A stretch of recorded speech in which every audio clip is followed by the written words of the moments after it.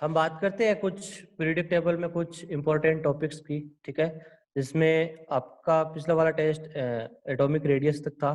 इसके आगे जो भी है उसकी हम बात करेंगे, ठीक है। तो सबसे पहले we will study ionisation energy. Ionisation energy या आयनाइजेशन पोटेंशियल, ठीक है, इसको आईपीपी बोलते हैं, आयनाइजेशन एनर्जी या आयनाइजेशन पोटेंशियल, ठीक है। तो ये होता क्या है, आयनाइजेशन एनर्जी क्या होती है, किसी आइसोलेटेड गैसियस एटम से, ठीक है, एटम की जो फेज कौन सी होनी चाहिए, आइसोलेटेड गैसियस, ठीक है, एक वो अकेला होना चाहिए, इसके साथ कोई जुड़ा हुआ नहीं होना चाहिए, और उसकी गैस फेज होनी चाहिए। सॉलिड फेज में से इलेक्ट्रॉन का रिमूव होना बहुत डिफिकल्ट होता है, ठीक है। तो उसकी गैस फेज से जो आउटर मोस्ट शेल है, ठीक है, ये दिस इज द, यदि मान लो यहाँ पे 2 शेल है, तो यहाँ पे आप आउटर मोस्ट शेल देख रहे हो, ठीक है, तो इसको आउटर मोस्ट शेल बोलते हैं, इसको इनर मोस्ट शेल बोलते हैं। तो आउटर मोस्ट शेल से इलेक्ट्रॉन को रिमूव करने के लिए जो एनर्जी चाहिए होती है उसको हम आयनाइजेशन एनर्जी बोलते हैं। यहाँ एनर्जी रिक्वायर्ड क्यों होती है, बिकॉज आपका जो इलेक्ट्रॉन्स है आउटर मोस्ट में, ये इलेक्ट्रोस्टैटिक फोर्स के साथ अट्रैक्टेड है न्यूक्लियस के साथ, ठीक है। यदि आप इस इलेक्ट्रॉन को यहाँ से रिमूव करोगे, ठीक है, इसको बाहर निकालोगे, ठीक है, इसको न्यूक्लियस से के इफेक्ट से दूर करोगे, तो आपको एनर्जी देनी पड़ेगी, ठीक है। एक तरह से बॉन्ड है, आप देख सकते हो न्यूक्लियस और इलेक्ट्रॉन के बीच में क्या एक तरह से बॉन्ड है ना। मैंने केमिकल बॉन्ड में बताया था आपको, जब भी एक बॉन्ड को ब्रेक करना होता है तो एनर्जी क्या होती है, आपको रिक्वायर्ड होती है, ठीक है। तो इस तरह से जो आयनाइजेशन एनर्जी है उसका मतलब क्या होता है, किसी आइसोलेटेड गैसियस एटम के आउटर मोस्ट शेल से इलेक्ट्रॉन को रिमूव करने के लिए जो आयनाइजेशन एनर्जी चाहिए, ठीक है, जो एनर्जी चाहिए वो आयनाइजेशन एनर्जी होती है, ठीक है। अब आपको मान लो 3 इलेक्ट्रॉन निकालने हैं, ठीक है, तो ऐसा नहीं है आप तीनों इलेक्ट्रॉन को एक साथ निकालोगे, पहले एक इलेक्ट्रॉन निकलेगा, फिर दूसरा निकलेगा, फिर तीसरा निकलेगा, ठीक है, 1 बाई 1, ठीक है। तो जैसे मान लो एग्जाम्स में क्वेश्चन आ जाए, जैसे मैंने लिखा एम सॉलिड, ठीक है, और वहां से मैंने लिख दिया M plus solid plus electron, है ना, और मैंने बोल दिया कि यहाँ जो आयनाइजेशन एनर्जी है वो कुछ प्लस एक्स किलो जूल पर मोल है, ठीक है। क्या ये आयनाइजेशन एनर्जी का डेफिनेशन या इक्वेशन सही है, ठीक है। आप देख रहे हो आपने एक इलेक्ट्रॉन तो निकाल लिया, बट ये डेफिनेशन सही नहीं है, क्योंकि आपने इलेक्ट्रॉन को कहाँ से रिमूव किया है, सॉलिड स्टेट से रिमूव किया, ठीक है, जो कि एक तरह से रॉन्ग है, ठीक है। तो आयनाइजेशन एनर्जी को रिप्रेजेंट करने के लिए आपको गैसियस फेज से निकालना पड़ेगा इलेक्ट्रॉन, ठीक है, और ये किस में चेंज हो जाएगा, M plus gas plus electron, ठीक है। यहाँ पे जो आयनाइजेशन एनर्जी चाहिए, ठीक है, जो एनर्जी चाहिए वो आयनाइजेशन एनर्जी होगी, ठीक है। तो आपने भी एक इलेक्ट्रॉन निकाला है, ठीक है, तो ये होगी फर्स्ट आयनाइजेशन एनर्जी। ये कौन सी होगी, फर्स्ट आयनाइजेशन एनर्जी, ठीक है। यदि आप फर्स्ट इलेक्ट्रॉन को रिमूव करते हो तो उसको हम बोलते हैं फर्स्ट आयनाइजेशन एनर्जी, ठीक है। और यदि हम एम प्लस गैस से एक और इलेक्ट्रॉन को रिमूव करें, ठीक है, कैटायन से रिमूव करें, एक निकाल लिया आपने, दूसरा आप रिमूव करोगे तो एक इलेक्ट्रॉन रिमूव करते कितना चार्ज आएगा, +2 चार्ज आ जाएगा, बिकॉज एक प्लस चार्ज पहले से है ही है, और एक आपने इलेक्ट्रॉन और रिमूव किया तो एक प्लस और आ जाएगा। इलेक्ट्रॉन का चार्ज नेगेटिव होता है, और इलेक्ट्रॉन जब बाहर निकलता है तो उतना ही नेट उस पर पॉजिटिव चार्ज आ जाता है, ठीक है। तो इलेक्ट्रॉन मैंने बाहर निकाल लिया। अब ये जो आयनाइजेशन एनर्जी होगी ये कौन सी होगी, सेकेंड आयनाइजेशन एनर्जी होगी, ठीक है। This is the second ionisation energy, ठीक है। अब आप एक और इलेक्ट्रॉन को वापस रिमूव कर रहे हो, ठीक है, M+2 गैस से एक और इलेक्ट्रॉन को रिमूव कर रहे हो, तो ये बन जाएगा M+3 गैस, ठीक है, प्लस इलेक्ट्रॉन, ठीक है। तो इसलिए आपने 3 इलेक्ट्रॉन्स को सक्सेसिवली रिमूव कर लिया है, पहले फर्स्ट, फिर सेकंड, फिर थर्ड, है ना। तो फर्स्ट को रिमूव करने के लिए जो एनर्जी लगेगी वो I1 होगी, है ना, आयनाइजेशन एनर्जी फर्स्ट या ionisation potential first. Second electron को रिमूव करने के लिए जो एनर्जी लगेगी वो I2 होगी, और थर्ड को रिमूव करने के लिए जो एनर्जी लगेगी वो I3 होगी, ठीक है। आपसे पूछे कि इसमें सबसे बड़ी कौन होगी, ठीक है, इसमें मैग्नीट्यूड है वो सबसे ज्यादा किसका होगा, ठीक है। तो पहला इलेक्ट्रॉन आपने रिमूव किया, कोई दिक्कत नहीं है ना, एनर्जी लगी। बट आप जैसे ही दूसरा इलेक्ट्रॉन रिमूव करोगे तो यहाँ पे प्लस चार्ज है, एक कैटायन से इलेक्ट्रॉन का निकलना डिफिकल्ट होता है, ठीक है। एक कैटायन से इलेक्ट्रॉन का निकलना बहुत डिफिकल्ट है, क्योंकि ऑलरेडी इलेक्ट्रॉन्स कम हो गया है, ठीक है। तो वहां पे क्या होगा, एज ए आपको ज्यादा एनर्जी देनी पड़ेगी, ठीक है, आपको ज्यादा एनर्जी रिक्वायर्ड होगी, ठीक है। तो I2 है वो I1 से बड़ी होती है, और आप जब थर्ड इलेक्ट्रॉन रिमूव करोगे तो आप M+2 से इलेक्ट्रॉन निकाल रहे हो, ठीक है, और चार्ज आ गया, और आप M+2 से इलेक्ट्रॉन निकालोगे तो वहां पे आपको और ज्यादा एनर्जी देनी पड़ेगी, ठीक है। तो जो सक्सेसिव आयनाइजेशन एनर्जी है वो ऑलवेज इंक्रीज होती है। सक्सेसिव का मतलब पहले फर्स्ट इलेक्ट्रॉन, मतलब फर्स्ट इलेक्ट्रॉन निकालने के लिए first ionisation energy, second electron को निकालने के लिए सेकंड आयनाइजेशन एनर्जी, और थर्ड इलेक्ट्रॉन को निकालने के लिए थर्ड आयनाइजेशन एनर्जी, ठीक है। Successive ionisation energy always increase होती है। I3 की वैल्यू है वो I2 से बड़ी होती है, और I2 की वैल्यू है वो I1 से बड़ी होती है, ठीक है। ये आपको कंसेप्ट ध्यान में रखना है, बिल्कुल, ठीक है। सबको क्लियर है?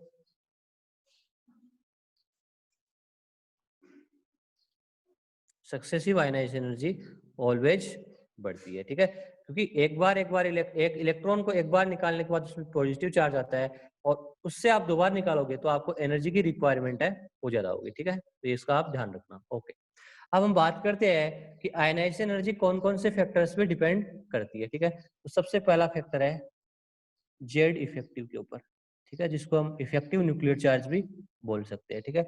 ओके, जैसे मान लो आपके पास इस तरह से कोई एटम है, ठीक है, ये दूसरा वाला है, शेल दोनों में बराबर है ना, दोनों में नंबर ऑफ शेल है वो इक्वल है।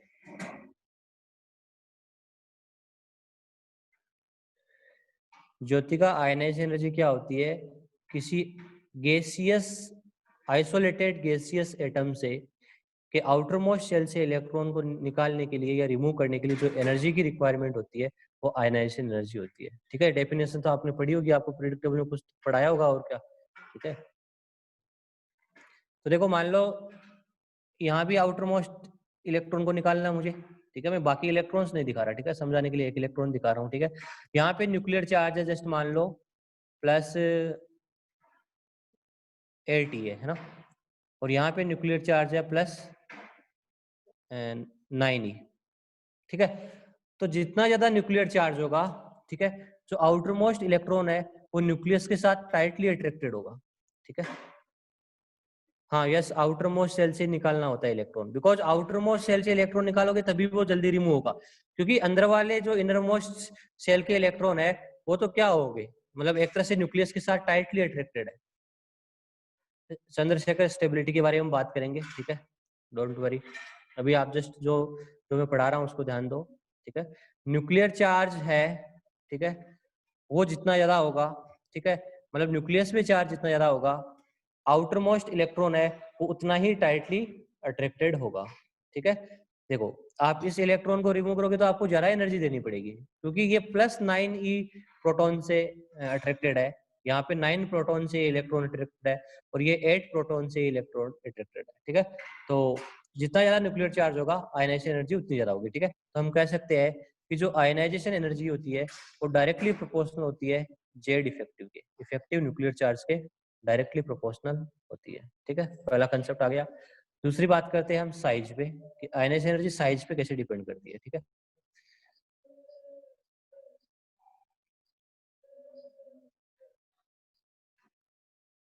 जैसे मैं एटम बना रहा हूँ, एक में 2 सेल है, एक में 3 सेल है, ठीक है। मान लो यहाँ पे आउटर मोस्ट इलेक्ट्रॉन है और यहाँ पे आउटर मोस्ट इलेक्ट्रॉन है, इसका साइज है वो मोर है, इसका लेस है, ठीक है। तो आप देखो यहाँ पे जो डिस्टेंस है वो क्या है, लेस है, न्यूक्लियस और इलेक्ट्रॉन के बीच। यहाँ पे डिस्टेंस है वो क्या है, मोर है, ठीक है। तो मोर डिस्टेंस है तो लेस इलेक्ट्रोस्टैटिक फोर्स होगा, और लेस डिस्टेंस है तो मोर इलेक्ट्रोस्टैटिक फोर्स होगा। आपको पता है ना, जो इलेक्ट्रोस्टैटिक फोर्स है F = K Q1 Q2 upon R², वो रेडियस के स्क्वायर के इनवर्सली प्रोपोर्शनल है, डिस्टेंस के स्क्वायर के इनवर्सली प्रोपोर्शनल है। जितनी ज्यादा डिस्टेंस होगी इलेक्ट्रोस्टैटिक फोर्स उतना ही कम होगा, ठीक है। और यहाँ पे डिस्टेंस है वो क्या है, लेस है, तो यहाँ पे जो इलेक्ट्रोस्टैटिक फोर्स है वो क्या होगा, मोर होगा, ठीक है। तो यहाँ पे इलेक्ट्रोस्टैटिक फोर्स मोर होगा, तो इस इलेक्ट्रॉन को रिमूव करने के लिए आपको जो आयनाइजेशन एनर्जी है वो ज्यादा देनी पड़ेगी, ठीक है। तो आयनाइजेशन एनर्जी साइज के इनवर्सली प्रोपोर्शनल है। यदि एटम का साइज छोटा है तो वहां पे ज्यादा आयनाइजेशन एनर्जी लगेगी आउटर मोस्ट इलेक्ट्रॉन को निकालने के लिए, और यदि साइज बड़ा है तो वहां पे लेस आयनाइजेशन एनर्जी लगेगी, ठीक है। तो आयनाइजेशन एनर्जी होती है, अरे इलेक्ट्रोस्टैटिक फोर्स से नहीं पता क्या, एटॉमिक स्ट्रक्चर में आपने क्या पढ़ा है, पढ़ाया नहीं क्या एटॉमिक स्ट्रक्चर में इलेक्ट्रोस्टैटिक फोर्स बोर मॉडल्स में?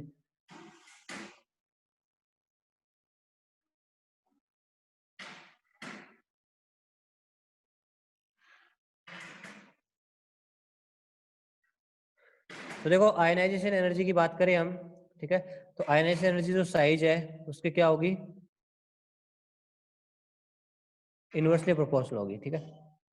कुल मिला के हम दोनों कंसेप्ट की बात करें, ठीक है, इसकी रिस्की, ठीक है, तो हम कह सकते हैं कि जो आयनाइजेशन एनर्जी है वो जेड इफेक्टिव या न्यूक्लियर चार्ज के डायरेक्टली प्रोपोर्शनल होती है और साइज के इनवर्सली प्रोपोर्शनल होती है, ठीक है। इसके हिसाब से हम पीरियोडिक टेबल में जो ट्रेंड्स है, ठीक है, उनका पता कर सकते हैं। जैसे मान लो हम ग्रुप में टॉप टू बॉटम जाए, ठीक है, ग्रुप की बात करें, ग्रुप में हम टॉप टू बॉटम जा रहे हैं, ठीक है, तो टॉप टू बॉटम जाने पे क्या होता है, साइज क्या होता है, बढ़ता है, तो आयनाइजेशन एनर्जी क्या होती है, डिक्रीज होती है, ठीक है, जनरली ऐसा होता है, ठीक है, मतलब जरूरी नहीं है हमेशा यही कंसेप्ट फॉलो हो सकता है, कुछ एक्सेप्शन है, आपको पढ़ाए तो ठीक है, वरना 13 और 14 ग्रुप में कुछ इस तरह के एक्सेप्शन भी होते हैं, ठीक है, जहाँ पे साइज है, ठीक है, उसका मतलब जो आयनाइजेशन एनर्जी है वो टॉप टू बॉटम जाने पे डिक्रीज नहीं होती, ठीक है, कई कई जगह 13 और 14 ग्रुप में मिल जाते हैं एक्सेप्शन, ठीक है। और पीरियड की बात करें हम, पीरियड में जब हम लेफ्ट टू राइट जाएंगे, ठीक है, तो लेफ्ट टू राइट जाएंगे, ठीक है, तो साइज क्या होती है,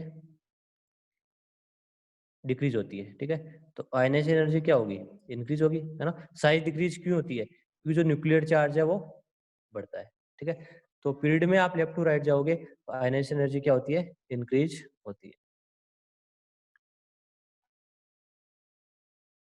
हाँ हरजोत सिंह, क्या प्रॉब्लम है।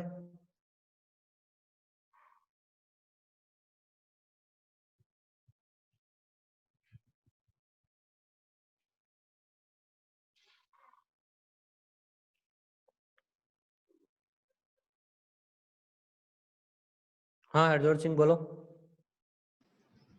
Good morning sir. हाँ गुड मॉर्निंग। सर ये F इक्वल टू के कांस्टेंट Q1 Q2 वाला फॉर्मूला समझाना। अच्छा तो आपको पढ़ाया नहीं था क्या एटॉमिक स्ट्रक्चर में। सर मैं तब अटेंड नहीं करता था क्लास, बाद में लगा। अच्छा अच्छा ठीक है ओके।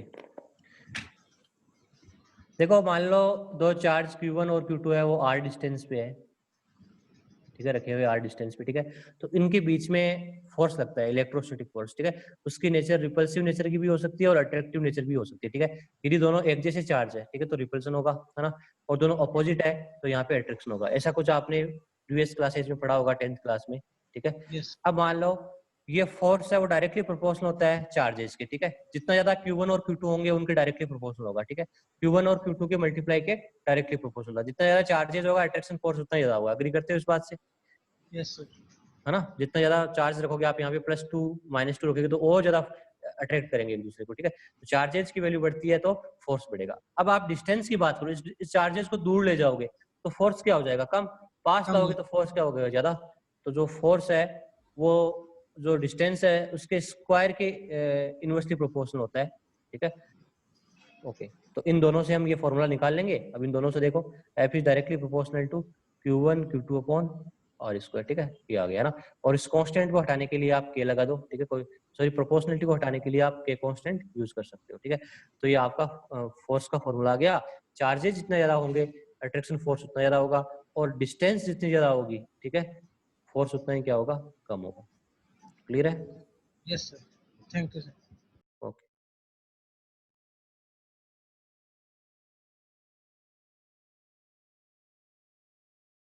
हाँ प्रीतेंद्र बोलो। Good morning sir. हाँ गुड मॉर्निंग। सर जो इनर्ट गैस है सर, उनका साइज सर हेलोजन से क्यों बड़ा होता है? अच्छा हाँ एक मिनट, देखो इनर्ट गैस होता है, ठीक है, इनर्ट गैस, तुम्हारे आसपास कुछ आवाज आ रही है, ठीक है, इसको सही करो अपने माइक को। हाँ इनर्ट गैस है, जो नोबल गैसेज है वो मॉलिक्यूल्स नहीं बनाती, ठीक है, जैसे तुम हेलोजेंस की बात करो तो उनकी कोवलेंट रेडियस देखते हो, ठीक है, आपने कोवलेंट रेडियस पढ़ी होगी, ठीक है, जैसे मान लो ये फ्लोरीन फ्लोरीन एटम है, ठीक है, इन दोनों का जो सेंटर है या न्यूक्लियस है, इन दोनों के बीच की जो डिस्टेंस है उसका हाफ होती है वो कोवलेंट रेडियस होती है, ठीक है, तो यहाँ हम कोवलेंट रेडियस के हिसाब से जो एटॉमिक रेडियस की वैल्यू कैलकुलेट जो भी करते हैं, ठीक है, बट जो आपकी इनर्ट गैसेज है ये मतलब मॉलिक्यूल्स नहीं बनाती, ठीक है, बिल्कुल। जैसे हीलियम हीलियम है ऐसे नहीं बनाएगी, ठीक है।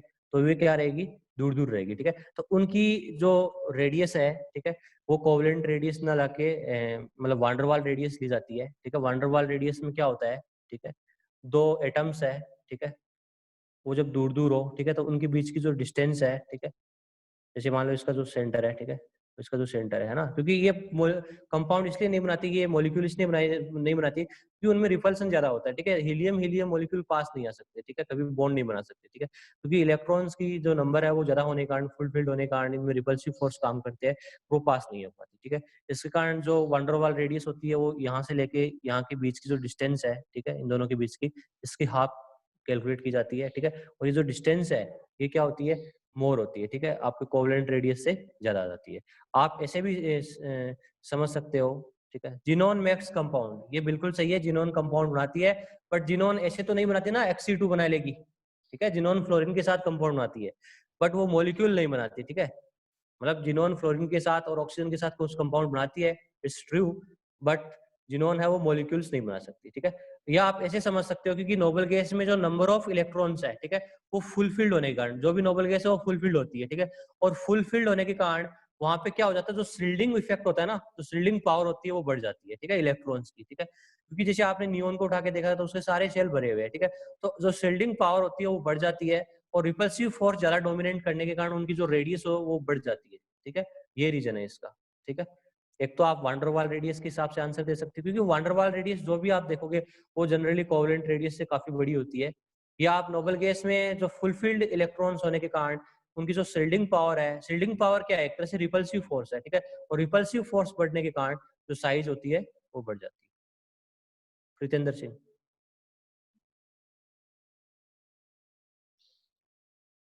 प्रीतेंद्र सिंह क्लियर है?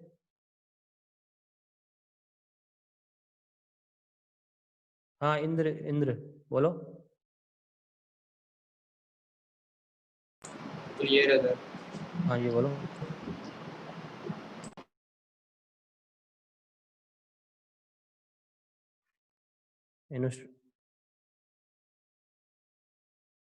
अरे जतिन सिंगला, स्क्रीनिंग इफेक्ट की कोई डेफिनेशन नहीं होती, ठीक है। स्क्रीनिंग इफेक्ट क्या होता है, ठीक है, मैं चलो बताऊंगा थोड़ी देर बाद में, ठीक है। अभी जैसे हम स्क्रीनिंग इफेक्ट वाला कुछ चीजें पढ़ेंगे तब बात करेंगे हम, ठीक है। तो मैं बताऊंगा, अभी थोड़ी देर रुकना। तो आयनाइजेशन एनर्जी हमने देखा था कि जो न्यूक्लियर चार्ज है उसके आयनाइजेशन एनर्जी है वो डायरेक्टली प्रोपोर्शनल होती है ना, और जो साइज है उसकी इनवर्सली प्रोपोर्शनल होती है, ठीक है। इसके अलावा वो और कौन से फैक्टर है जिन पे आयनाइजेशन एनर्जी डिपेंड करती है, ठीक है। एक होती है पेनेट्रेशन पावर, ठीक है, पेनेट्रेशन पावर, इस पे आयनाइजेशन एनर्जी कैसे डिपेंड करती है, ठीक है। तो देखो, मान लो सेम सेल है ना, मैं n=4 ले रहा हूँ, ठीक है। n=4 में कौन कौन से ऑर्बिटल हो सकते हैं, 4d भी हो सकता है ना, और क्या हो सकता है, बिल्कुल 4f भी हो सकता है ना। और 4f होता है, 2f और 3f ये सब तो नहीं होते, बट 4f होता है ना। 2d नहीं होता बट 3d और 4d होता है ना। प्रीतेंद्र सिंह, n=4 में 4d होगा, ठीक है, n=4 में 4d होगा, बिल्कुल। 3d नहीं होता, ठीक है, क्योंकि शेल कौन सा है, n=4 है। 4d, 4f और कौन होगा, 4p होगा और 4s होगा, ठीक है। अब मान लो इन सब में इलेक्ट्रॉन्स है, ठीक है, इन सब में इलेक्ट्रॉन्स है। तो अब हमें इलेक्ट्रॉन को निकालना है, ठीक है। तो ज्यादा आयनाइजेशन एनर्जी कौन से ऑर्बिटल से निकालने में लगेगी, ठीक है, इसकी बात करते हैं, ठीक है। जैसे मान लो 4d में भी इलेक्ट्रॉन है, 4f में भी इलेक्ट्रॉन है, और 4pp में भी है, और 4s में भी है, ठीक है। तो जो 4s है उससे यदि आप इलेक्ट्रॉन को रिमूव करोगे तो वहां पे ज्यादा आयनाइजेशन एनर्जी लगती है। इसका क्या रीजन है, क्योंकि जो 4s है, ठीक है, जो 4s है वो न्यूक्लियस के साथ ज्यादा क्लोज होता है, उसका पेनिट्रेशन पावर है वो ज्यादा होता है, ठीक है। मतलब जो इसकी शेप कुछ इस तरह से होती है, ठीक है, मतलब जो ऑर्बिटल होता है बहुत ही ज्यादा मतलब माइक्रो लेवल में होता है, ठीक है। तो उसको हम वैसे तो नहीं बना के जैसे समझा सकते, बट जो 4s की जो पेनिट्रेशन पावर है उसका जो न्यूक्लियस के साथ अटैचमेंट है वो बाकी ऑर्बिटल है उनसे ज्यादा होता है, ठीक है। तो ये इसमें जो इलेक्ट्रॉन होगा 4s में वो न्यूक्लियस से ज्यादा टाइटली अट्रैक्टेड होगा, ठीक है। और इसको रिमूव करेंगे हम, ठीक है, तो वहां पे एनर्जी क्या लगेगी, ज्यादा लगेगी, ठीक है। तो पेनिट्रेशन पावर का ये ऑर्डर होता है, सबसे ज्यादा S, फिर P, फिर D, फिर F, ठीक है। ये सेम सेल के लिए ही काम करता है, ठीक है। ऐसे नहीं आप डिफरेंट सेल में लगा दो, ऐसा नहीं है किसी ने ऐसे लगा दिया, एक तो ले लिया 2p ले लिया और एक ने 3s ले लिया, अब आप बोल दो कि 3 वो s वाला ज्यादा नजदीक है, नहीं, अब क्या हो गया आपका सेल चेंज हो गया, ठीक है। ये n इक्वल टू 2 है और ये n इक्वल टू 3 है। तो जो सेम सेल के लिए हम पेनिट्रेशन पावर की बात करें, ठीक है, तो s की सबसे ज्यादा होती है, फिर p, फिर d, फिर f, ठीक है। ओके, तो पेनिट्रेशन पावर जितनी ज्यादा होगी आयनाइजेशन एनर्जी उतनी ज्यादा होती है, ठीक है। इसका भी आपको ध्यान रखना है। इसके अलावा और कौन से फैक्टर है, नेक्स्ट है शिल्डिंग इफेक्ट, ठीक है। शिल्डिंग इफेक्ट आयनाइजेशन एनर्जी को कैसे अफेक्ट करता है, शिल्डिंग या स्क्रीनिंग इफेक्ट, स्क्रीनिंग इफेक्ट, ठीक है। ओके, चलो देखो स्क्रीनिंग या शिल्डिंग या स्क्रीनिंग इफेक्ट क्या होता है उसको हम देखते हैं। मैं कोई एटम ले रहा हूं, ठीक है, मान लो मैंने कोई जस्ट कोई एटम ले लिया, जैसे गैलियम ले लिया सपोज करो, है ना, गैलियम, है ना। गैलियम पी ब्लॉक का एलिमेंट है, बोरॉन फैमिली में आता है, ठीक है। इसका इलेक्ट्रॉनिक कॉन्फ़िगरेशन में डायरेक्ट लिख रहा हूँ, ऑर्गन 3d10 4s2 4p1, ठीक है। ये इसका इलेक्ट्रॉनिक कॉन्फ़िगरेशन है, ठीक है, गैलियम का, आप देख सकते हो, ठीक है। ये इलेक्ट्रॉनिक कॉन्फ़िगरेशन कैसे आया ये आप प्रैक्टिस करो, आपको सिखाया होगा, ठीक है, और अपने को सीखना भी चाहिए, ठीक है, क्योंकि आपने एटॉमिक स्ट्रक्चर पीरियोडिक टेबल पढ़ लिया है, ठीक है। अब मैं नहीं सिखाने वाला, ठीक है, क्योंकि ये प्रीवियस चीजें प्रीवियस क्लासेज की बात है। हाँ, ठीक है, मैंने डायरेक्ट लिख दिया, वो कोई बात नहीं है, वो धीरे धीरे आप जैसे आगे आगे पढ़ोगे तो आपको समझ में आने लगेगी चीजें, ठीक है। तो देखो मैंने गैलियम बना रहा हूँ ना, गैलियम में कितने शेल है, n इक्वल टू लास्ट में कितना है 4, है ना। गैलियम पे 4 शेल है, ठीक है, तो मैं गैलियम में 4 शेल बना रहा हूँ, ठीक है। ये फर्स्ट हो गया, ये सेकंड हो गया, बाद में ये थर्ड हो गया और बाद में फोर्थ हो गया, ठीक है, लास्ट। ओके, ठीक है, तो इस तरह से n इक्वल टू 2 में दो इलेक्ट्रॉन होते हैं, ठीक है, इलेक्ट्रॉन फिल किए हुए हैं, ठीक है। मैं इलेक्ट्रॉन्स को फिल नहीं करूंगा यहाँ पे, ठीक है, क्योंकि टाइम ज्यादा लगेगा, ठीक है। मैं बस आउटर मोस्ट सेल में जो इलेक्ट्रॉन है उसकी बात कर रहा हूँ यहाँ पे। ये 1 2 3 और ये 4 हो गया, ठीक है, ये आपका 4 है। तो यहाँ पे 4s के 2 इलेक्ट्रॉन है और 4p का 1 इलेक्ट्रॉन है, ठीक है, मान लो इस तरह से मैंने, ओके, है ना। अब यहाँ में भी इलेक्ट्रॉन है, बिल्कुल होंगे, ठीक है, मैं सब सारे नहीं कर बना रहा, कुछ कुछ बना रहा हूँ, ठीक है। यहाँ भी इलेक्ट्रॉन है, ठीक है, इलेक्ट्रॉन्स है ना। ये है आपका आउटर मोस्ट शेल, ठीक है, आउटर मोस्ट, है ना। और इन आउटर मोस्ट शेल में जो इलेक्ट्रॉन होंगे उनको हम आउटर मोस्ट शेल इलेक्ट्रॉन बोलते हैं, और जो इनर मोस्ट शेल में जो इलेक्ट्रॉन होंगे उनको हम इनर मोस्ट बोलते हैं, ठीक है। अब जैसे मान लो मैंने इस इलेक्ट्रॉन को लिया, ठीक है, इस इलेक्ट्रॉन पे क्या क्या हो रहा है, न्यूक्लियस इस पे कौन सा फोर्स लगा रहा है, अट्रैक्शन फोर्स लगा रहा है कि नहीं लगा रहा। न्यूक्लियस और इस आउटर शेल के इलेक्ट्रॉन के बीच में कौन सा फोर्स लग रहा है, अट्रैक्शन फोर्स, है ना। और जो ये अंदर वाले इलेक्ट्रॉन है, ठीक है, ये वाले, ठीक है, ये इस पे कौन सा फोर्स लगा रहे हैं, रिपल्सिव फोर्स, ये इस पे रिपल्सिव फोर्स लगा रहे हैं। और न्यूक्लियस है वो इस पे अट्रैक्टिव फोर्स लगा रहा है, ठीक है, बिल्कुल सही बात है। अब देखो न्यूक्लियस चाहता है कि मैं इस इलेक्ट्रॉन को अपनी तरफ खींच लूं, न्यूक्लियस तो यही चाहता है क्योंकि न्यूक्लियस उस पर अट्रैक्शन फोर्स लगा रहा है। न्यूक्लियस चाहता है, न्यूक्लियस का चार्ज ज्यादा होने के कारण वो चाह रहा है कि मैं उस इलेक्ट्रॉन को अपनी तरफ खींच लूं, ठीक है। तो मतलब अपनी तरफ यदि इस इलेक्ट्रॉन को खींचेगा तो आपका जो शेल है वो क्या होगा, छोटा होगा, वो श्रिंक करेगा। तो साइज क्या होनी चाहिए, वैसे तो डिक्रीज होनी चाहिए, बिल्कुल सही बात है।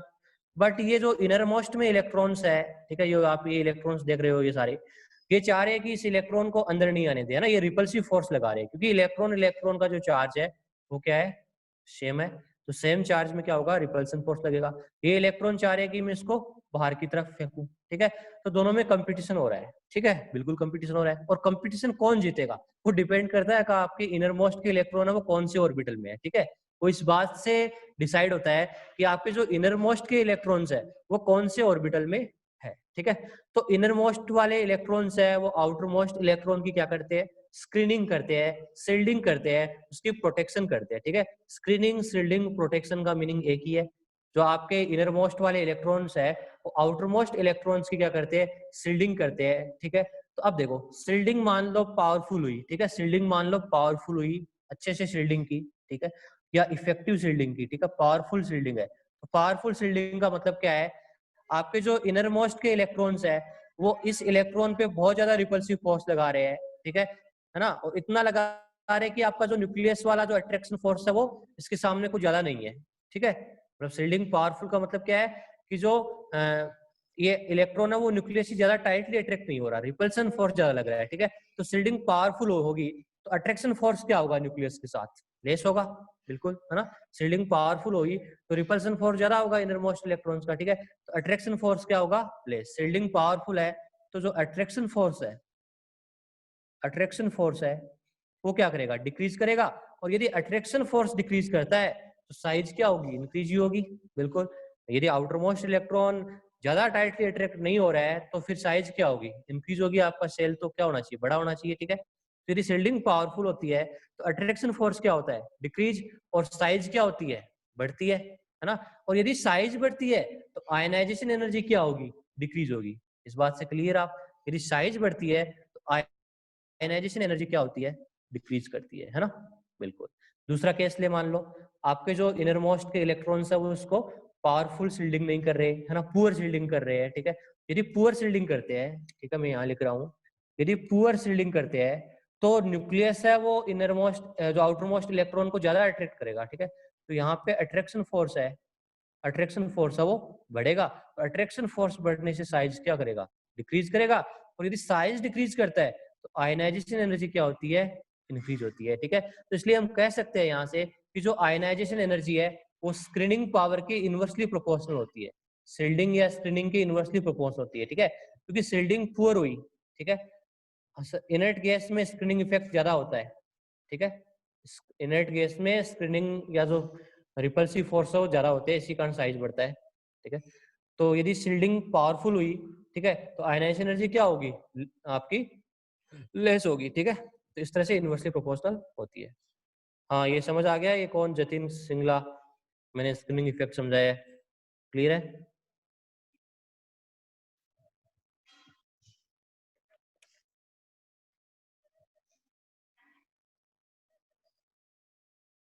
जतिन कुमार,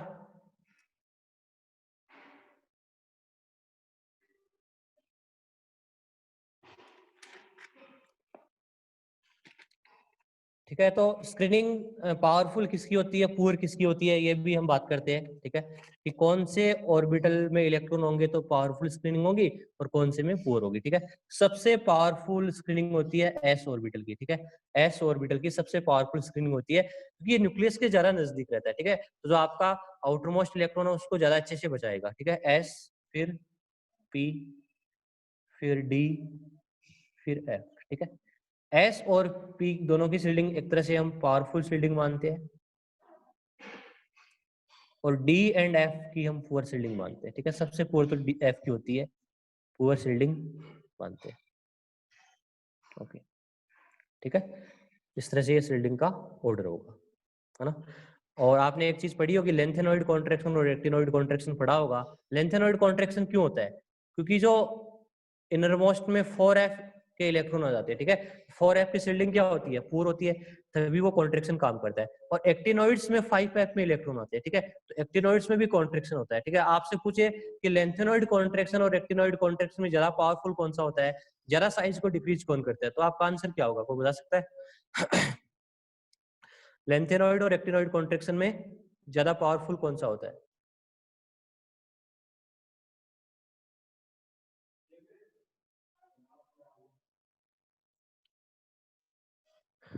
लेंथेनॉइड और एक्टिनॉइड्स में एक्टिनॉइड कॉन्ट्रैक्शन वो ज्यादा पावरफुल होता है, क्यों, क्या रीजन है, देखो एफ है, यहाँ भी एफ है, कोई दिक्कत नहीं है, एफ की शील्डिंग तो पूर होती है, हम जानते हैं, बट यहाँ पे 4f है, यहाँ पे आपका 4f है, फोर्थ सेल है, और यहाँ पे 5 सेल है। आपका 5 सेल न्यूक्लियस से बहुत ज्यादा दूर हो गया, ठीक है, और बहुत ज्यादा दूर होने के कारण पुअर शील्डिंग और ज्यादा हो जाएगी, ठीक है, क्योंकि उसकी न्यूक्लियस के साथ कोई ज्यादा इफेक्ट उसके साथ कनेक्शन नहीं रहेगा, ठीक है। तो जो एक्टिनॉइड कॉन्ट्रैक्शन होते हैं वो लेंथेनॉइड कॉन्ट्रैक्शन से ज्यादा पावरफुल होते हैं, ठीक है, इस बात का भी आप ध्यान रखो। तो आयनाइजेशन एनर्जी की हम बात कर रहे थे, ठीक है, अब तो हमने इतने पॉइंट डिस्कस किया है, अब हम नेक्स्ट पॉइंट डिस्कस करते हैं, ठीक है। नेक्स्ट पॉइंट है आपका half field and fulfilled orbital. Fulfilled orbitals पे आयनाइजेशन एनर्जी किस तरह से डिपेंड करती है, ठीक है, इस पर बात करते हैं, ठीक है। ओके, जैसे मान लो आपने हमें हम मैं पी ब्लॉक एलिमेंट्स में सेकंड ग्रुप ले रहा हूँ, जैसे बोरॉन, कार्बन, है ना, नाइट्रोजन, ऑक्सीजन, फ्लोरीन, ठीक है, और मैं नोबल गैस भी ले रहा हूँ, ठीक है, फ्लोरीन के सामने नियोन नोबल गैस आती है, ठीक है। अब हम इनकी आयनाइजेशन एनर्जी को कंपैरिजन करते हैं, ठीक है। अभी मैं फर्स्ट आयनाइजेशन एनर्जी का कंपेयर कर रहा हूँ, ठीक है। एग्जाम में ऐसे भी आ सकता है कि फर्स्ट आयनाइजेशन एनर्जी किसकी ज्यादा होगी या सेकंड किसकी होगी या थर्ड आयनाइजेशन किसकी होगी, तो आपको मैं सिखा रहा हूँ किस तरह से हम देखते हैं, ठीक है। तो बोरॉन का कॉन्फिगरेशन क्या होता है बच्चों, आउटर मोस्ट का लिख रहा हूँ मैं, 2s2 2p1, लिख दिया ना मैंने आउटर मोस्ट का। और कार्बन का होगा 2s2 2p2, नाइट्रोजन का होता है 2s2 2p3, ऑक्सीजन का होता है 2s2 2p4, और फ्लोरीन का होता है 2s2 2p5, और जो नियन का होता है वो कॉन्फ़िगरेशन आपको पता ही है 2s2 2p6, है ना। ओके, अब आपने पढ़ा होगा कि जैसे हम पीरियड में लेफ्ट टू राइट जाते हैं, है ना, तो जेड इफेक्टिव क्या होता है, बढ़ता है ना, तो साइज क्या होती है, डिक्रीज होती है। तो आयनाइजेशन एनर्जी क्या होती है, इंक्रीज होती है ना। ये सबसे इस बात से हम पहले से ही पता है हमें, ठीक है, और हम जानते भी है, ठीक है। ओके, तो आपके हिसाब से सबसे ज्यादा आयनाइजेशन एनर्जी किसकी होनी चाहिए थी, ठीक है। वैसे देखे तो है ना, नोबल गैस का तो साइज ही बहुत ज्यादा बड़ा हो जाता है ना, उसकी वंडरवाल रेडियस को ले, ठीक है। तो यहाँ पे ऐसा नहीं है कि नोबल गैस की कम होती है आयनाइजेशन एनर्जी, ठीक है। नोबल गैस में क्या होता है, फुलफिल्ड कॉन्फ़िगरेशन होता है, ठीक है। और फुलफिल्ड कॉन्फ़िगरेशन क्या होता है, एक तरह से स्टेबल कॉन्फ़िगरेशन है, तो वहां से आप इलेक्ट्रॉन को निकालोगे तो आपको ज्यादा एनर्जी देनी पड़ेगी, ठीक है।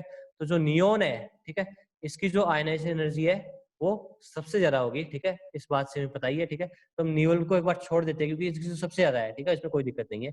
बाकी की देखे, ठीक है, तो बाकी की देखो, अब ध्यान दो आप, सबसे ज्यादा जो न्यूक्लियर चार्ज है वो फ्लोरीन में आप देख सकते हो, ठीक है, उसका साइज छोटा है। तो ionisation energy, first ionisation energy की बात कर रहा हूँ, फर्स्ट को कैसे देखते हैं, जब हम एक इलेक्ट्रॉन निकालते हैं, पहला इलेक्ट्रॉन निकाल दो सब में से, है ना, सब में निकाल रहे हैं फर्स्ट इलेक्ट्रॉन, ठीक है। तो न्यूक्लियर चार्ज फ्लोरीन में जा रहा है, तो फ्लोरीन की आयनाइजेशन एनर्जी सबसे ज्यादा है यहाँ पे, ठीक है, कोई बात नहीं। अब हम ऑक्सीजन और नाइट्रोजन में देखते हैं, तो न्यूक्लियर चार्ज के हिसाब से तो किसकी ज्यादा होनी चाहिए थी, ऑक्सीजन की ज्यादा होनी चाहिए, है ना। बट नाइट्रोजन में क्या है, हाफ फील्ड कॉन्फ़िगरेशन है, ठीक है, और हाफ फील्ड क्या होता है, मोर स्टेबल होता है, ठीक है। तो इसको आप यदि इससे इलेक्ट्रॉन निकालोगे तो वो लेस स्टेबल की तरफ जाएगा, ठीक है। तो नाइट्रोजन की जो फर्स्ट आयनाइजेशन एनर्जी है वो ऑक्सीजन से क्या होती है, ज्यादा होती है, ठीक है। तो उसके बाद आएगा आपका नाइट्रोजन, फिर क्या आएगा आपका ऑक्सीजन, ठीक है, और फिर क्या आ जाएगा आपका कार्बन आ जाएगा, और फिर क्या आ जाएगा आपका बोरोन आ जाएगा। ये फर्स्ट आयनाइजेशन एनर्जी का ट्रेंड है ना। अब आपसे पूछे इनकी सेकंड आयनाइजेशन एनर्जी का ट्रेंड क्या है, ये भी पूछ सकते हैं। तो सेकंड आयनाइजेशन एनर्जी कैसे निकालोगे, एक इलेक्ट्रॉन निकाल दो, है ना, तो मैंने सब में से एक एक इलेक्ट्रॉन निकाल दो, यहाँ से निकाल दूंगा 2p से निकल गया, तो फिर 2s2, यहाँ से निकाल दिया तो 2p 2s2 2p1, यहाँ से निकालोगे तो आप 2s2 2p2, एक एक निकाल दो, 2s2 2p3, ठीक है। ओके, एक चीज और ध्यान देना, आप इतना कंफ्यूज मत हो जाना कि कुछ जो हाफ फील्ड और फुल फील्ड का सबसे ज्यादा मान ले, ठीक है। नोबल गैस किस में सबसे ज्यादा है, आप ऐसा मत मान लेना कि नाइट्रोजन और फ्लोरीन में आपकी जो फर्स्ट आयनाइजेशन एनर्जी है वो नाइट्रोजन की ज्यादा है, ठीक है, ये रॉन्ग हो जाएगा, क्योंकि आप पास पास वाले में ही हाफ फील्ड और फुल फील्ड दे सकते हो, ठीक है। आप हाफ फील्ड और फुल फील्ड है वो जस्ट पास वाले एटम्स में ही देख सकते हो कि फ्लोरीन नाइट्रोजन से काफी दूर है, ठीक है, वो दूर हो चुका है, ठीक है, उसकी साइज और न्यूक्लियर चार्ज इतना ज्यादा है कि आपका हाफ फील्ड वाला कंसेप्ट काम नहीं करेगा, ठीक है, इस बात का आप ध्यान रखना। हाफ फील्ड है वो आप जस्ट क्लोज वालों में लगा सकते हैं, दूर वालों में नहीं लगा सकते, ठीक है, इस बात का आपको ध्यान रखना है। अब सेकंड आयनाइजेशन एनर्जी की बात करें तो सेकंड आयनाइजेशन देखो, अब फ्लोरीन की बात करें तो फ्लोरीन में क्या होगा, 2s2 2p4 होगा, एक इलेक्ट्रॉन निकाल दिया तो मैंने, ठीक है। तो फ्लोरीन में 2s2 2p4, ऑक्सीजन का क्या है 2p3, है ना। अब की बार ऑक्सीजन और फ्लोरीन पास पास में है, और ऑक्सीजन का क्या है हाफ फील्ड है, ठीक है। अब की बार ऑक्सीजन हाफ फील्ड है, ऑक्सीजन की जो सेकंड आयनाइजेशन एनर्जी है IE2 की बात कर रहा हूं मैं, वो ऑक्सीजन की ज्यादा होगी, ठीक है, हो गई। फिर ऑक्सीजन के बाद कौन आएगा, फ्लोरीन, इसका तो न्यूक्लियर चार्ज ज्यादा ही है, ठीक है। फिर क्या आने जाएगा, फ्लोरीन आ जाएगा, फिर आपका नाइट्रोजन आ जाएगा, है ना। बोरॉन और कार्बन में बोरॉन क्या है, फुलफिल्ड हो गया, 2s2 से में निकालोगे, यहाँ से 2p में से निकालोगे, ठीक है, तो फिर बोरॉन की ज्यादा होगी, ठीक है।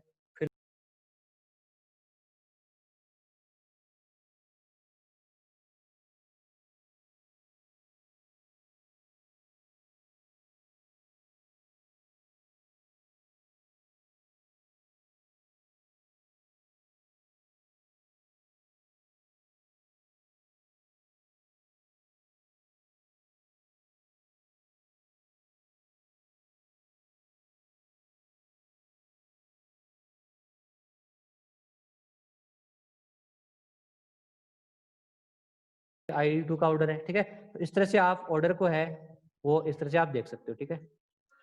तो हाफ फील्ड और फुल फील्ड।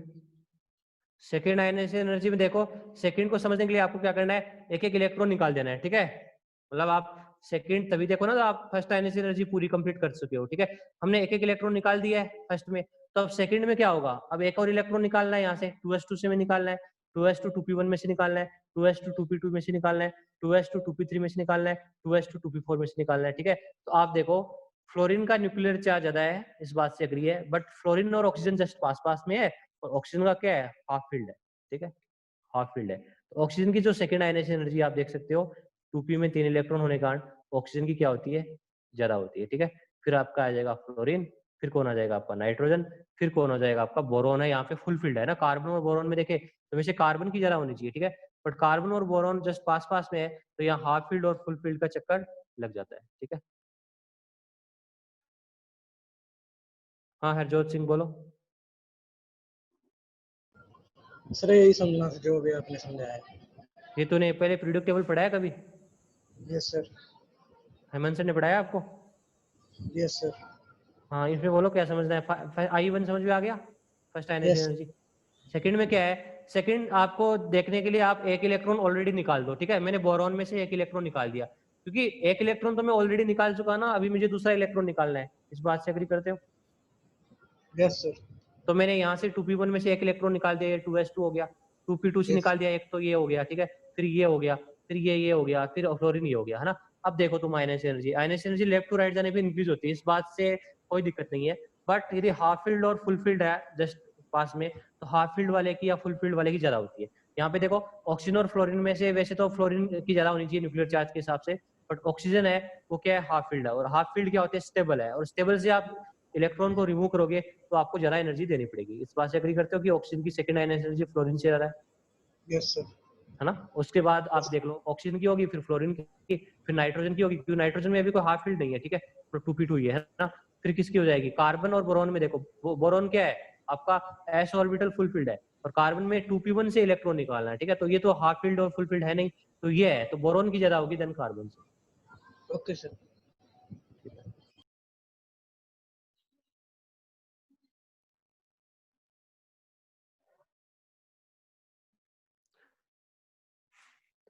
अब देखो हाफ फील्ड और फुल फील्ड कॉन्फ़िगरेशन होने के कारण ही नोबल गैस की आयनाइजेशन एनर्जी है वो पूरी पीरियोडिक टेबल में अपने जो लेफ्ट टू राइट जाने पे सबसे ज्यादा होती है, ठीक है। और आपसे पूछे कि पीरियोडिक टेबल में ऐसा कौन सा एलिमेंट है जिसकी सबसे ज्यादा आयनाइजेशन एनर्जी होती है, तो आप बता सकते हो आंसर, क्या आंसर होगा?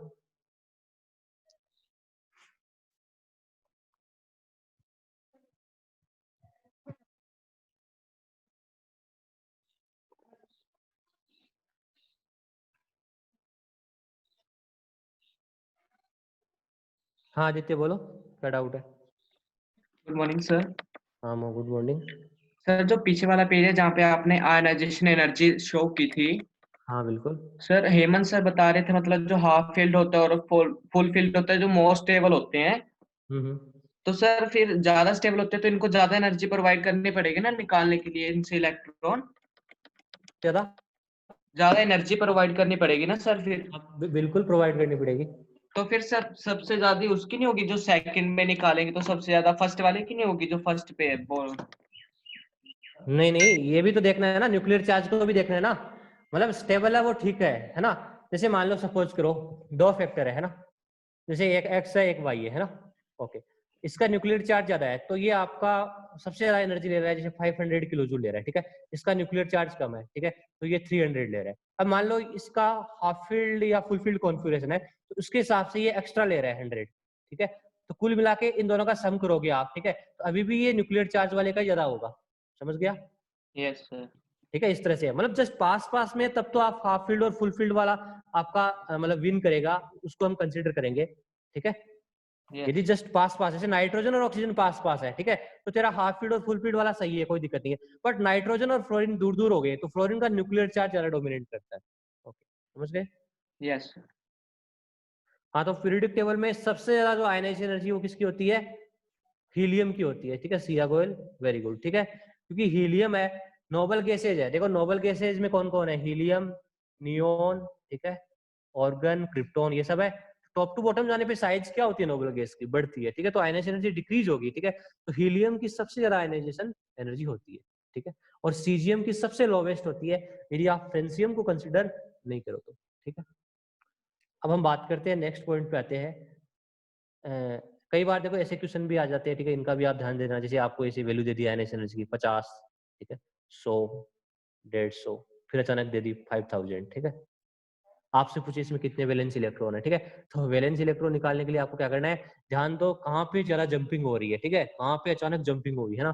तो यहाँ पे देखो, यहाँ कम है, यहाँ तो कोई ज्यादा फर्क नहीं आया, 100 ही बढ़ी है, यहाँ 150 ही बढ़ी है, ठीक है। यहाँ पे देखो अचानक जंपिंग होगी, बहुत ज्यादा फर्क आ गया। इसमें कितने वैलेंस इलेक्ट्रॉन है, इसका मतलब 3 वैलेंस इलेक्ट्रॉन है। आप चौथा इलेक्ट्रॉन कहाँ से निकाल रहे हो, फुल फील्ड से निकाल रहे हो, ठीक है। जैसे बोरॉन का ही, इससे बोरॉन फॉलो होता है। जैसे बोरॉन का क्या होता है, हीलियम 2s2 2p1, है ना। तो आप इन 3 इलेक्ट्रॉन को निकालो, कोई दिक्कत नहीं है, ठीक है। बट आप चौथा निकालोगे तो वो हीलियम से निकलेगा, ठीक है। तो यहाँ पे 3 वैलेंस इलेक्ट्रॉन है। ऐसे क्वेश्चन भी वीके जायसवाल है, तो इनऑर्गेनिक की बुक आती है, ठीक है, जेई के लिए, उसमें भी आप देख सकते हो, ठीक है। अब हम इलेक्ट्रॉन गेन एंथैल्पी की बात करते हैं। इलेक्ट्रॉन गेन एंथैल्पी, है ना, जिसको हम डेल्टा EGH से रिप्रेजेंट करते हैं, है ना। EG का मतलब इलेक्ट्रॉन गेन एंथैल्पी, ठीक है। इसको हम इलेक्ट्रॉन अफिनिटी भी बोल सकते हैं, ठीक है, इलेक्ट्रॉन अफिनिटी, ठीक है।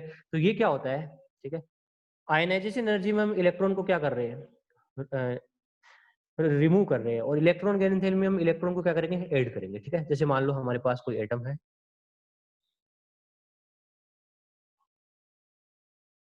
और इसमें आप इलेक्ट्रॉन है वो ऐड कर रहे हो, ठीक है। जैसे ही आप इलेक्ट्रॉन ऐड करोगे, न्यूक्लियस और इलेक्ट्रॉन टाइटली अट्रैक्टेड होंगे, ठीक है। और अट्रैक्शन होने के कारण एनर्जी क्या होती है, रिलीज होती है, ठीक है। क्योंकि इन दोनों में एक तरह से बॉन्ड बनता है, और बॉन्ड का फॉर्मेशन होना एक एक्सोथर्मिक प्रोसेस होता है ना। यदि रियली में एक तरह से बढ़िया अच्छे से बॉन्ड बन रहा है, अट्रैक्शन फोर्स ज्यादा डोमिनेट कर रहा है, ये भी बिल्कुल ध्यान दो आप। जो इलेक्ट्रॉन्स है इनर मोस्ट या आउटर, ये रिपल भी करते हैं, ठीक है, ये रिपल्सन भी करते हैं, बट अट्रैक्शन फोर्स ज्यादा होने के कारण, ठीक है, एज ए ये न्यूक्लियस और एक तरह से जगह भी खाली होनी चाहिए आपके एटम में, ठीक है, इलेक्ट्रॉन डालने के लिए। ऐसा नहीं है बहुत सारे इलेक्ट्रॉन पहले से ही पड़े हैं, जबरदस्ती आप उसमें इलेक्ट्रॉन घुसा रहे हो, ठीक है, तब आपकी एनर्जी है वो रिलीज कम होती है, ठीक है। तो होगा क्या, आप किसी एटम में इलेक्ट्रॉन डालोगे तो वो आइसोलेटेड गैसीय स्टेट में होना चाहिए, ठीक है, इसमें भी वो आइसोलेटेड स्टेट में होना चाहिए, ठीक है। तो यहाँ पे क्या होता है, एनर्जी रिलीज होती है। जैसे मान लो आपने किसी एम गैस के अंदर एक इलेक्ट्रॉन डाल दिया, है ना, तो यहाँ पे क्या बन गया, एम नेगेटिव गैस बन गया, ठीक है। तो यहाँ पे जो डेल्टा EGH है वो रिलीज होती है, जैसे मान लो -x किलो जूल पर मोल बाहर आ गई, ठीक है, मतलब स्टेबल हो रहा है सिस्टम, ठीक है, ओके। तो अभी मैं फिर से आपको बताना हूँ सक्सेसिव इलेक्ट्रॉन अफिनिटी क्या होती है, ठीक है। जैसे आपने ऑक्सीजन का एग्जाम्पल लिया, ठीक है, ऑक्सीजन, ऑक्सीजन में आप जब आपने फर्स्ट इलेक्ट्रॉन का गेन कराया, ठीक है, हाँ बता रहा हूँ गुणवीर, ठीक है, एक बार मैं फिर बता रहा हूँ, ऑक्सीजन से समझ लो आप, ठीक है, एक मिनट।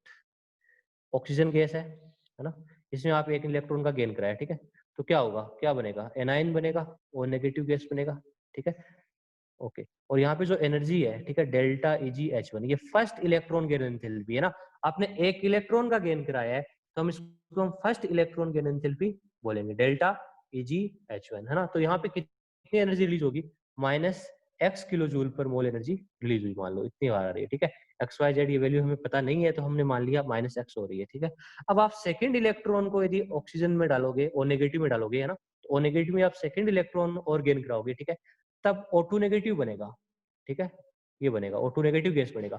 बट यहाँ पे जो सेकंड इलेक्ट्रॉन गेन एंथैल्पी है ये रिलीज नहीं होती, यहाँ पे रिक्वायर्ड होती है, ठीक है, यहाँ पे एनर्जी रिलीज नहीं होती, रिक्वायर्ड होती है। ऐसा क्यों, क्योंकि ऑक्सीजन के अंदर एक इलेक्ट्रॉन आपने ऑलरेडी डाल दिया है, ठीक है, तो आप एक और इलेक्ट्रॉन डाल रहे हो, तो इलेक्ट्रॉन्स की नंबर बढ़ने के कारण यहाँ पे रिपल्सिव फोर्स ज्यादा डोमिनेट करने लगते हैं। रिपल्सिव फोर्स मोर डोमिनेट करने के कारण जो सेकंड इलेक्ट्रॉन है वो जल्दी से एंट्री नहीं मार पाएगा, ठीक है, और एक तरह से एंट्री नहीं मार पाएगा तो उसको आपको जबरदस्ती उसके अंदर घुसाना पड़ेगा, और यदि कोई चीज हम जबरदस्ती करेंगे तो बिल्कुल उसमें एनर्जी देनी पड़ेगी, ठीक है। मतलब एक होता है स्पॉन्टेनियस, एक होता है नॉन स्पॉन्टेनियस। स्पॉन्टेनियस मतलब जो चीज अपने आप हो, जैसे मान लो आपको माउंटेन पे एक तो माउंटेन से पानी आ रहा है बरसात के दिनों में, ठीक है, तो वो एक स्पॉन्टेनियस प्रोसेस है, ठीक है। वाटर है वो हाई हाइट से लो पे जा रहा है, ठीक है, और यदि आपको एक नीचे से माउंटेन पे पानी चढ़ाना है तो आपको इलेक्ट्रिक मोटर का यूज करना पड़ेगा, ठीक है। तो ऐसे प्रोसेस जो जबरदस्ती कराए जाते हैं, ठीक है, वो नॉन स्पॉन्टेनियस होते हैं, ठीक है। तो आपको ओ नेगेटिव गैस में यदि आप सेकंड इलेक्ट्रॉन का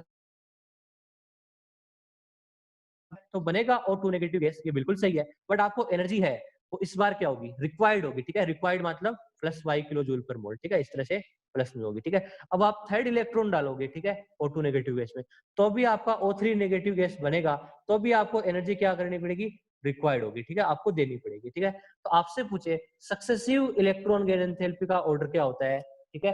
तो फर्स्ट इलेक्ट्रॉन गेन एंथैल्पी सबसे ज्यादा होती है, फिर सेकंड, फिर थर्ड। आप प्लस साइन को मत देखिए, ठीक है, प्लस को मत देखिए, ठीक है। इलेक्ट्रॉन गेन एंथैल्पी का रियल मीनिंग यही होता है कि एनर्जी को बाहर निकलना, ठीक है। जितनी एनर्जी जरा बाहर निकलेगी, आपकी इलेक्ट्रॉन गेन एंथैल्पी उतनी ही ज्यादा है, ठीक है। इस बात को आप ध्यान दीजिए, ठीक है। इलेक्ट्रॉन गेन एंथैल्पी मतलब एनर्जी बाहर निकलना, ठीक है। नेगेटिव का मतलब है सिस्टम से एनर्जी बाहर आ रही है, ठीक है, एटम्स के अंदर से एनर्जी बाहर आ रही है, ठीक है।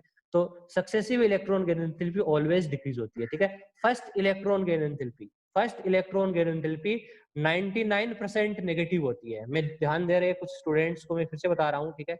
आप सुनो, जतिन सिंगला एक बार हाथ नीचे कर, ठीक है। बाकी को तो बताने दे, बाद में बताऊंगा तेरा क्या डाउट है। तो फर्स्ट इलेक्ट्रॉन गेन एंथैल्पी होती है वो 99% नेगेटिव होती है, ठीक है।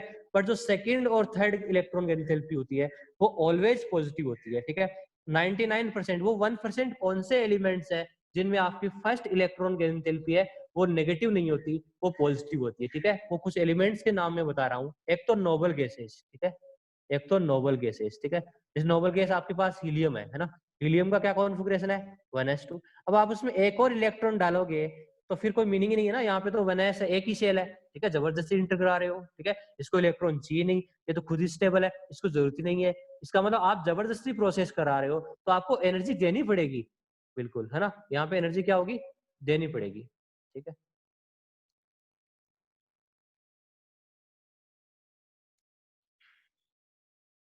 तो आपको एनर्जी क्या होगी, देनी पड़ेगी।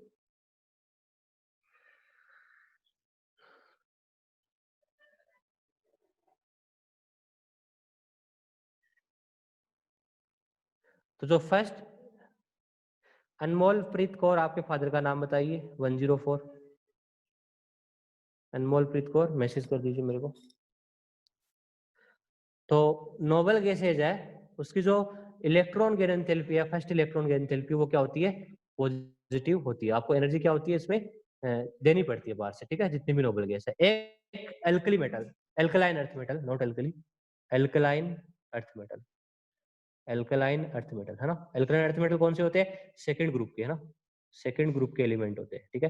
जैसे आपने ले लिया, मैं बात करूं, मैग्नीशियम ले लिया या आपने बेरिलियम ले लिया, तो बेरिलियम का कॉन्फ़िगरेशन क्या है, हीलियम 2s2, है ना।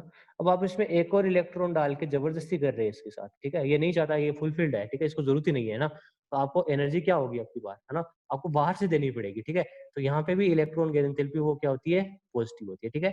एक और एक एक्सेप्शन है नाइट्रोजन, ठीक है। नाइट्रोजन है वो हाफ फील्ड है ना, हीलियम 2s2 2p3, ठीक है। नाइट्रोजन हाफ फील्ड होने के कारण इसको एक और इलेक्ट्रॉन, जो आप एक इलेक्ट्रॉन इसमें ऐड करोगे, ठीक है, तो इसकी जो फर्स्ट इलेक्ट्रॉन गेन एंथैल्पी होती है वो पॉजिटिव होती है, ठीक है। बाकी कई सारे हाफ फील्ड है, बट नाइट्रोजन का जो साइज होता है वो स्मॉल होता है, ठीक है। एक तो साइज स्मॉल होता है इसका, ठीक है। और ठीक है, और इसमें क्या होता है, जो आपका जो 2p है, 2p3 है, वो आपका हाफ फील्ड है, ठीक है। ये एक्सेप्शन है, इस ट्रेंड का आप ध्यान रखना। बाकी को तो मैंने लॉजिक से अच्छे से आपको समझा दिया है। बट नाइट्रोजन, जैसे फॉस्फोरस है, फॉस्फोरस भी तो हाफ फील्ड है, इसमें 3p3 आता है, ठीक है। तो इसमें क्या होता है, फॉस्फोरस में क्या होता है, देखो, नाइट्रोजन में वैकेंट ऑर्बिटल नहीं होता, 2d नहीं होता, ठीक है। फॉस्फोरस में 3d पड़ा है खाली, ठीक है। तो फॉस्फोरस में इलेक्ट्रॉन इजीली एंटर कर जाता है, बट नाइट्रोजन में नहीं करता, आपको एनर्जी देनी पड़ती है, ठीक है। तो कौन कौन से एलिमेंट्स की जो फर्स्ट इलेक्ट्रॉन गेन एंथैल्पी वो पॉजिटिव होती है, नोबल गैसेज की, एल्कलाइन अर्थ मेटल की और नाइट्रोजन की, ठीक है। नाइट्रोजन में वैकेंट ऑर्बिटल नहीं होता 2d, ठीक है। तो और फॉस्फोरस में होता है 3d ऑर्बिटल, ठीक है। तो ये आपको ध्यान देना है, ठीक है। बाकी सारों की जो फर्स्ट इलेक्ट्रॉन गेन एंथैल्पी होती है वो नेगेटिव होती है। मैं ये बता रहा था कि जो आप फर्स्ट इलेक्ट्रॉन गेन एंथैल्पी होती है, जब आप फर्स्ट इलेक्ट्रॉन ऐड करते हो, ठीक है, 99% जो एलिमेंट्स है उनकी नेगेटिव होती है, उस समय रिलीज होती है। बट कुछ ऐसे एलिमेंट्स है जैसे नोबल गैसेज है, वो फुलफिल्ड होने के कारण इलेक्ट्रॉन जब आप इसमें आप ऐड करोगे तो एनर्जी आपको देनी पड़ेगी, रिलीज नहीं होती, ठीक है। एक एल्कलाइन अर्थ मेटल, ठीक है, जो फुलफिल्ड होते हैं, ठीक है, उसमें भी आपको एनर्जी क्या होती है, देनी पड़ती है, ठीक है। और एक नाइट्रोजन, ठीक है।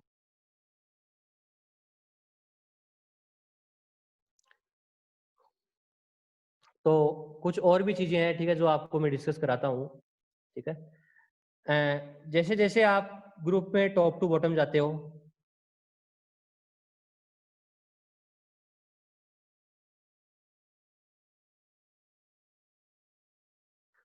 जैसे जैसे आप ग्रुप में टॉप टू बॉटम जाते हो, ठीक है, एटम का साइज क्या होता है, बढ़ता है। और साइज बढ़ने के कारण आने वाला जो इलेक्ट्रॉन है उसके न्यूक्लियस से काफी ज्यादा डिस्टेंस होती है, तो वो इजीली एंटर नहीं कर पाता, ठीक है।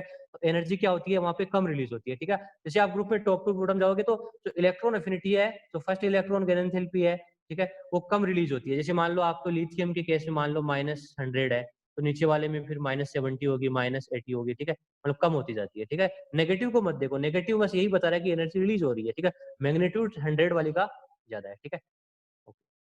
अब आप पीरियड में लेफ्ट टू राइट जाते हो तो साइज क्या होता है, डिक्रीज होता है ना।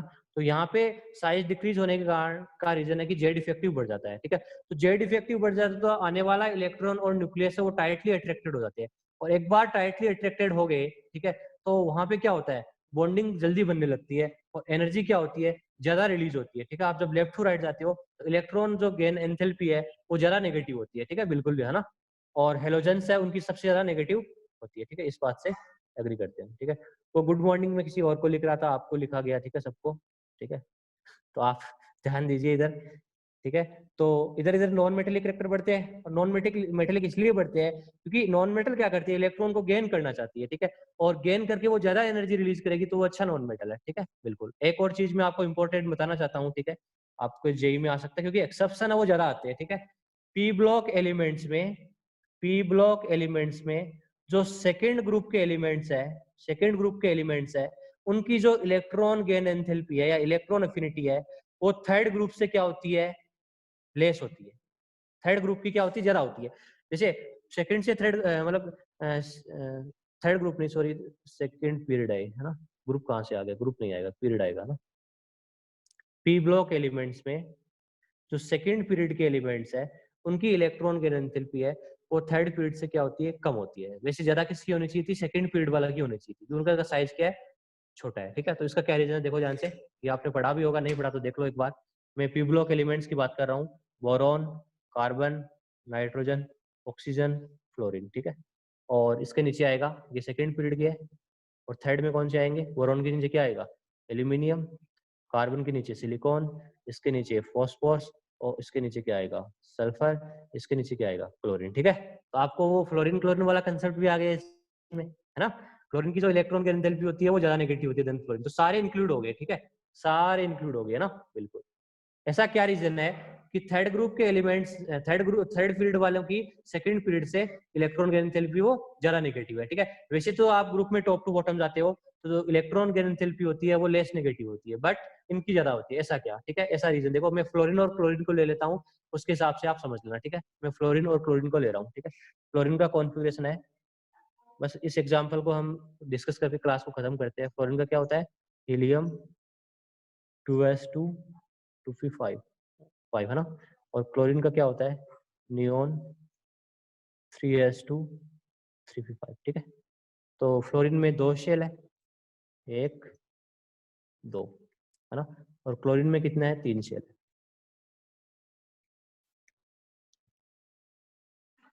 ठीक है, ठीक है। यहाँ पे 5 इलेक्ट्रॉन आउटर मोस्ट में आप देख सकते हो, फ्लोरीन में 2 3 4 5, है ना। और क्लोरीन में वैसे ही है 1 2 3 4 5, है ना, दोनों में आउटर मोस्ट में 5 5 है ना। ये n इक्वल टू 3 है, ये n इक्वल टू 2 है, ठीक है। तो देखो अब इसमें इलेक्ट्रॉन आप डालोगे, ठीक है, इसमें डालोगे, इसमें डालोगे, ठीक है। तो न्यूक्लियस तो फ्लोरीन का ज्यादा अट्रैक्ट कर रहा है आने वाले इलेक्ट्रॉन को, बट होता क्या है, फ्लोरीन की जो साइज होती है वो छोटी है, आप देख सकते हो, ठीक है। इसका 2 ही शेल है ना, और 2 शेल में 2D होता ही नहीं है, ठीक है, यहाँ पे तो 3D पड़ा है खाली, ठीक है ना। तो फ्लोरीन की जो साइज है वो छोटी है, और साइज छोटी होने के कारण ये जो आने वाला इलेक्ट्रॉन है वो अंदर वाले इलेक्ट्रॉन से ज्यादा रिपल्सन करता है, ठीक है, मतलब इंटर इलेक्ट्रॉनिक रिपल्सन ज्यादा फील करता है। और इंटर इलेक्ट्रॉनिक रिपल्सन फील करने के कारण जो आने वाला इलेक्ट्रॉन है वो इजीली अकोमोडेट नहीं होता, ठीक है, उसको थोड़ा मतलब इतनी एनर्जी रिलीज नहीं होती, ठीक है। वो अकोमोडेट तो हो जाएगा क्योंकि न्यूक्लियर चार्ज काफी ज्यादा है, ठीक है, इस बात से आप क्लियर है, बट इजीली नहीं होगा। और क्लोरीन में क्या होगा, ठीक है, जगह खाली है, ठीक है, आप देख सकते हो इसमें, है ना, 3D भी खाली पड़ा है n=3 में, ठीक है, तो इजीली अकोमोडेट हो जाएगा। आप ऐसे समझ लो, मान लो ये इधर वाला गांव है, ठीक है, आप देख सकते हो ये एरिया है ना, इसमें 5 फैमिली रह रही है, ठीक है, इसमें एक फैमिली और आनी है, ठीक है, और ये वाला एरिया है, इसमें भी 5 फैमिली रह रही है, आप देख सकते हो, ठीक है, तो एक फैमिली को और आना है, तो इसमें वो इजीली अकोमोडेट हो जाएगी, क्योंकि यहाँ पे डिस्टेंस है वो काफी दूर दूर है इलेक्ट्रॉन्स, ठीक है, और इसमें है ना, मतलब आपकी जगह कम है, तो इसके कारण आने वाली फैमिली है वो इजीली अकोमोडेट नहीं हो पाती, ठीक है, तो यही रीजन है कि आपकी क्लोरीन की इलेक्ट्रॉन गैर एंथैल्पी वो मोर नेगेटिव होती है देन फ्लोरीन, ठीक है, बिल्कुल। तो इलेक्ट्रॉन गैर एंथैल्पी का ऑर्डर क्या होगा, 17 ग्रुप का सबसे ज्यादा क्लोरीन, फिर फ्लोरीन, फिर ब्रोमीन, फिर आयोडीन, ठीक है, यही है ना?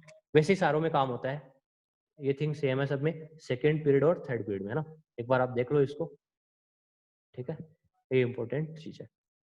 जैसे फ्लोरीन क्लोरीन में होता है वैसे ऑक्सीजन सल्फर में होता है, सल्फर की ज्यादा नेगेटिव होती है, वैसे ही फॉस्फोरस की ज्यादा नेगेटिव होती है ना। इनफैक्ट नाइट्रोजन की तो इलेक्ट्रॉन गैर एंथैल्पी पॉजिटिव होती है, मैंने अभी भी बताया था ना, फॉस्फोरस में थोड़ी बहुत रिलीज होती है, ठीक है, क्योंकि उसका जो साइज होता है थोड़ा, मतलब उसमें जो 3D ऑर्बिटल होता है वो अवेलेबल होता है, ठीक है, और वैसे कार्बन सिलिकॉन की होती है, वैसे बोरॉन एल्यूमिनियम की होती है, ठीक है। तो आज के 10 बज गए हैं, ठीक है, हम इस चीज को यहीं रोकना चाहेंगे, ठीक है। आई होप आप सबको समझ में आया होगा, ठीक है।